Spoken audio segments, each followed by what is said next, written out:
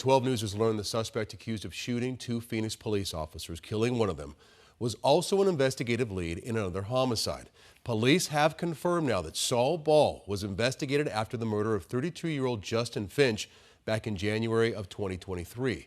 Finch was shot and killed in an apartment near I-17 and Camelback Road.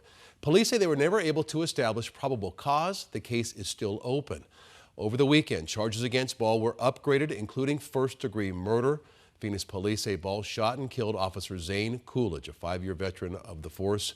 And again, he is a husband and a father and a son as well. Yeah, it's so awful. Well, right now joining us is PLEA President Darrell Kriplean. Thank you so much for joining us. Yeah, thank you for having me. Tell us more about Officer Coolidge.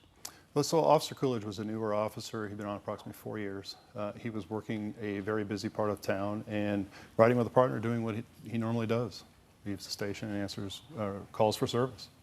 And unusual, right? I mean, we're not talking about some shootout or some sort of an armed robbery. This was somebody just breaking into cars. It goes to show you how even an ordinary call can go to this level.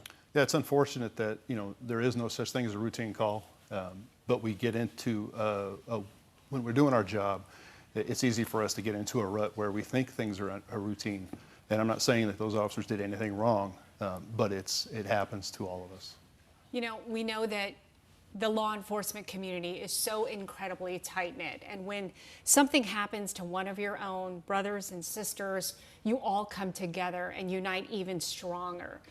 Something like this, I mean, how do you not only support each other, because this is unfortunate to all of you, but also how do you support his family? Well, it's a gut check for sure for all of us that are out there doing the job. But when push comes to shove, we need to take care of each other's families when something tragic like this happens. And it's devastating not only to our profession, but to that family. And we have to rally around that family and ensure that they are taken care of from here on out. So you represent officers and detectives in the Phoenix Police Department. What's going on with the violence towards our officers lately? It seems to me like we've seen a real uptick over the last several years. There has been an uptick, and I'm not sure I can pinpoint one specific reason why. There's probably a multitude of reasons, but it certainly is concerning when the uptick in violence against our officers is occurring. So what do you do? I mean, what can you do? Well, you go to work like you do every day, and you try to make sure that what you do throughout your day, you do it as safe as possible. Our officers go to work day in and day out. They know the risks, but it's easy to forget those risks when you go weeks, months, years without having something like this happen. So when something like this does happen, it really is a gut-wrenching gut check.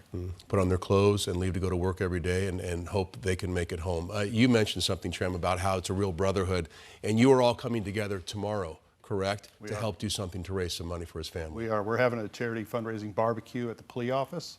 It's located at 1102 West Adams Street. Starts at 11 o'clock in the morning, goes through 9 o'clock at night. Come by. Monetary donations are accepted. Grab a plate. And anybody's invited, right? Anybody. You want to see the public, you want to see as many people as possible. Absolutely. Anybody is invited to come by and show your support, not only for the officers, but for the family, and taking care of a financial burden for those folks so they can continue to grieve the loss of their husband and father. Yeah, especially having a 5-month-old baby. It's devastating. It just breaks your heart. And 100% of the donations, they will all go to his family? Yes, 100%. So if you can't come out, you can go to pleacharities.org on the website, click on the donate button. 100% of the money we raise goes to his family. Darrell, thank you so much for coming in today, and thank you for the work you do in our community. Thank you for having me. All right.